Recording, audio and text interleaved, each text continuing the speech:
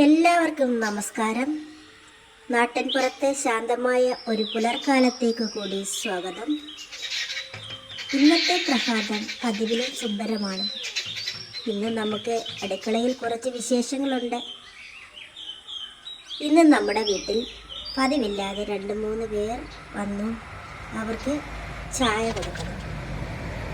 അപ്പോൾ ഞാൻ ചായ ഉണ്ടാക്കാൻ പോവുകയാണ്.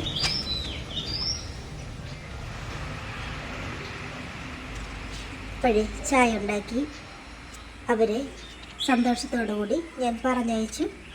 അപ്പോൾ ആ വീഡിയോയും നമുക്കൊന്ന് കാണാം. നമ്മുടെ പറമ്പിലെ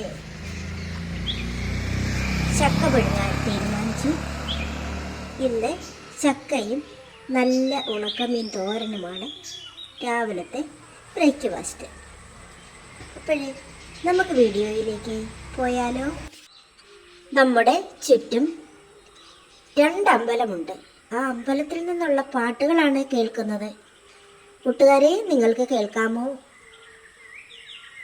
എനിക്കറിയില്ല. ഇവിടെ നല്ലവണ്ണം പാട്ട് കേൾക്കാം. ആ പാട്ടും കിളികളുടെ ശബ്ദവും മരങ്ങളുടെ പച്ചിപ്പും എല്ലാം കൂടെ ചേർന്ന ഒരു ഗ്രാമപ്രദേശമാണ് നമ്മുടേത്. അപ്പോഴേ ആ 2-3 പേര് വന്നെന്ന് പറഞ്ഞല്ലോ, അവർക്ക് വേണ്ടി ചായ കൊടുക്കുവാൻ പാല് കാച്ചുകയാണ് ഞാൻ. പാല് കാച്ചി ചായ ഇട്ട് അവർക്ക് ചായ കൊടുത്തു. ഇനിയും നമ്മുടെ ചക്കപ്പണിയിലേക്ക് പോകാം. 2 ചക്ക പറിച്ചുകൊണ്ട് വന്നു. അത് വൃത്തിയാക്കുകയാണ്. നമ്മുടെ ഈ പറമ്പിലെ ചക്ക നമുക്ക് പുഴുങ്ങാം. നല്ല മഞ്ഞ നിറമുള്ള വരിക്കച്ചക്കയാണിത്. ഇത് ചെറിയ കഷ്ണങ്ങളാക്കി അരിഞ്ഞ് വേവിക്കാൻ നമുക്ക് വയ്ക്കാം. അപ്പം ഞാൻ ആദ്യമായി ഈ ചക്ക ചെത്തുകയാണ്. ചെത്തി വെട്ടിയിട്ട് പറക്കിയെടുക്കുക. അപ്പോഴേ ചെത്തി കഴിഞ്ഞു. അതിൻ്റെ തൊലിയെല്ലാം നമ്മുടെ പറമ്പിൽ കൊണ്ട് നമ്മുടെ മരത്തിൻ്റെ ചുവട്ടിലിട്ടു, അതായത് കൊടിച്ചൂട്ടിൽ. എന്നിട്ട് ചക്ക പറക്കാൻ വീണ്ടും തിരിച്ചു വന്നു. ചെറുതായി അരിഞ്ഞ് ഒരു ചരുവത്തിലേക്ക് വാരി ഇട്ട് വെച്ചു. അതിനുശേഷം ഉപ്പും മഞ്ഞളും വെള്ളവും ചേർത്ത് വേണമെങ്കിൽ വേവിക്കാം. ഞാൻ അരപ്പ് ചേർത്താണ് വേവിക്കാൻ തീരുമാനിച്ചത്. ഞാൻ അരയ്ക്കുന്ന എന്തൊക്കെയാണെന്ന് പറയാം. കാന്താരി, തേങ്ങ, പച്ചമുളക് അല്ലെങ്കിൽ കാന്താരി. ഞാൻ കാന്താരിയാണ് എടുത്തിരിക്കുന്നത്.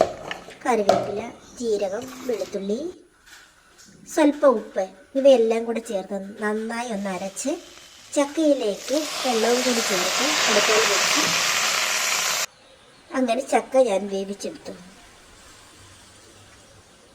അപ്പോഴേ ചക്കയ്ക്ക് നല്ലൊരു കോമ്പിനേഷന് ഉണ്ട്. എന്താണെന്ന് പറയാം.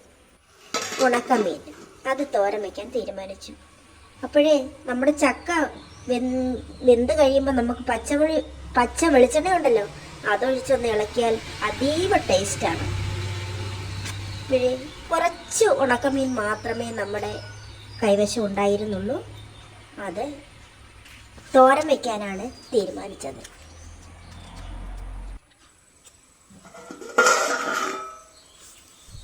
അപ്പോഴേ ആ തോരന് ഞാൻ അടുപ്പയിലോട്ട് വെച്ചു.